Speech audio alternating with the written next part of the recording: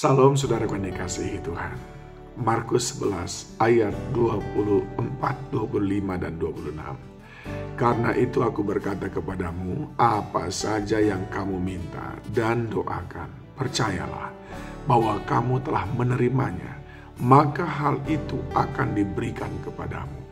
Dan jika kamu berdiri untuk berdoa, ampunilah dahulu sekiranya ada barang sesuatu dalam hatimu terhadap seseorang, supaya juga Bapamu yang di sorga mengampuni kesalahan-kesalahanmu. Tetapi jika kamu tidak mengampuni, maka Bapamu yang di sorga juga tidak akan mengampuni kesalahan-kesalahanmu.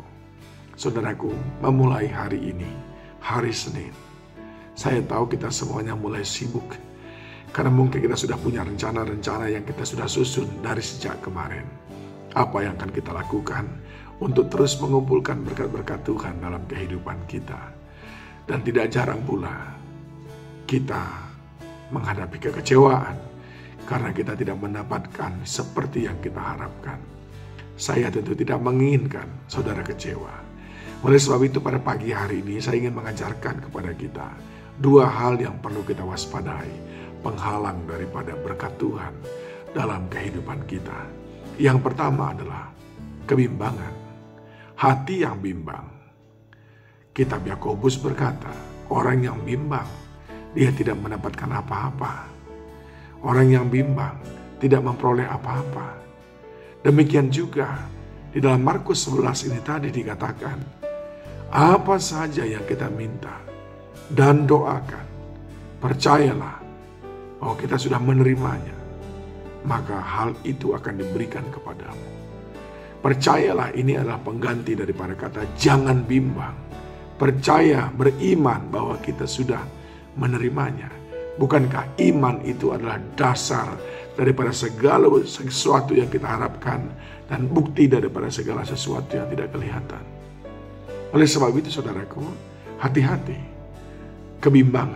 Kebimbangan sering sekali muncul dipengaruhi oleh logika berpikir. Karena ketika melihat sesuatu, logika berpikir kita berkata, nggak mungkin bisa. Lihat usaha kita cuma usaha kecil, tapi beban kehidupan yang harus ditutupi, pembayaran yang harus ditutupi begitu besar. Lalu kita mulai takut.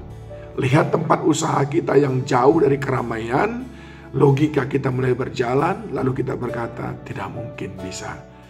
Banyak lakunya di sini. Lalu kita mulai bimbang.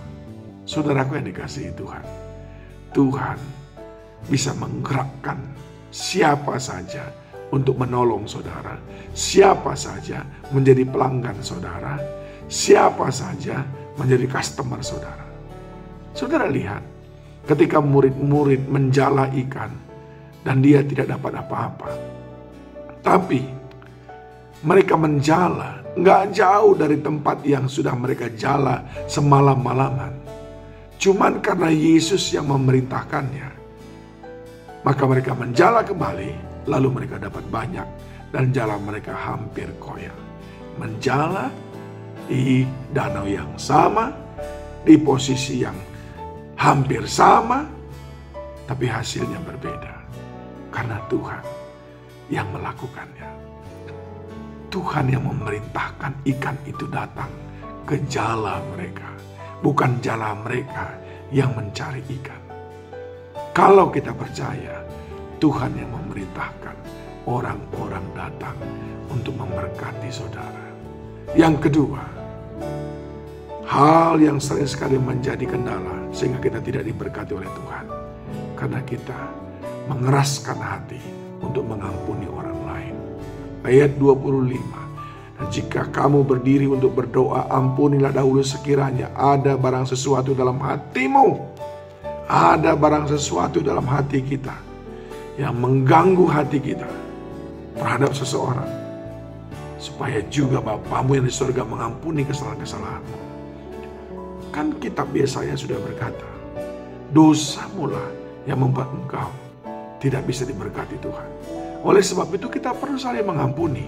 Saudara, kita harus mengampuni orang lain terlebih dahulu.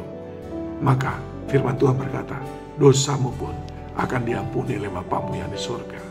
Ketika kita belum membereskan hati menjadi orang yang suka mengampuni, berkat jauh, doa tidak didengar. Tapi ketika kita suka mengampuni orang lain, doa kita lancar sampai ke surga dan Tuhan mendengarkannya.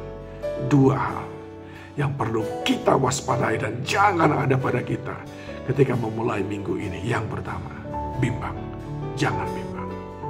Tuhan sanggup menggerakkan orang-orang untuk memberkati saudara.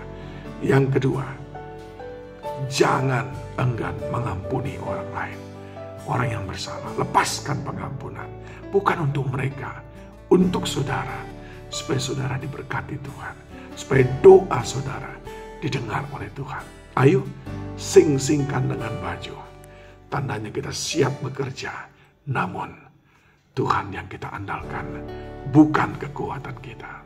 Selamat bekerja saudaraku. Jangan bimbang, lepaskan pengampunan. Shalom.